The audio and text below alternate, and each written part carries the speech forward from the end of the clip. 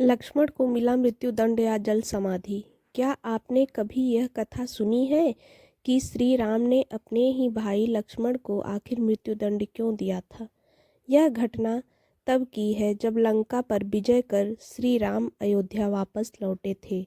अयोध्या के राजा बनने के बाद एक दिन यम देवता श्री राम के पास किसी अहम चर्चा के लिए आए।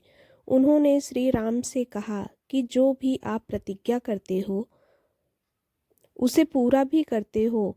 ऐसे में वो भी जो कहे या जो भी उनके बीच बात हो उसके बीच कोई भी नहीं आएगा। अगर कोई बीच में आया तो उसे मृत्युदंड की सजा आपको देनी होगी।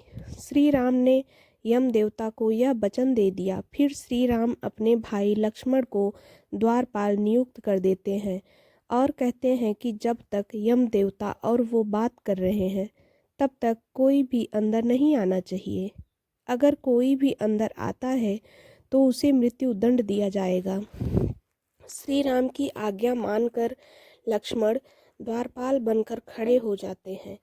कुछ ही समय बाद वहाँ ऋषि दुर्वासा आते हैं। वो कहते हैं कि श्री राम को बताया जाए कि वो आए हैं, लेकिन लक्ष्मण बेहद ही विनम्रता से मना कर देते हैं। इस पर ऋषि दुर्वासा बेहद क्रोधित हो जाते हैं। साथ ही संपूर्ण अयोध्या को यह श्राप देने की बात कह देते हैं। ऐसी स्थिति को देख वो सोच में पड़ जाते हैं कि या तो उन्हें रामाज्ञा का उल्लंघन करना होगा या फिर संपूर्ण नगर को ऋषि के श्राप की अग्नि में झोंकना होगा। ऐसे में लक्ष्मण फैसला करते हैं कि वो स्वयं का बलिदान देंगे। अयोध्या को ऋषि दुर्वासा के श्राप से बचाने के लिए वो अंदर जाकर ऋषि दुर्वासा के आगमन की सूचना श्री राम को देते हैं। जैसे ही यम देवता के साथ उनकी बातचीत खत्म होती है, वैसे ही वो ऋषि दुर्वासा की आवभगत में लग जाते हैं। लेकिन श्री राम इस परेशानी में भी पड़ जाते हैं कि उन्हें अपने वचन को पूरा करने के लिए लक्ष्मण को मृत्युदंड देना होगा। लेकिन यह कैसे किया जाए वो समझ नहीं पा रहे थे। इस स्थिति में उन्होंने अपने गुरु का स्मरण किया। उनके गुरु ने कहा कि अपने किसी बेहद प्रिय का त्याग करना उसकी मृत्यु के समान ही है।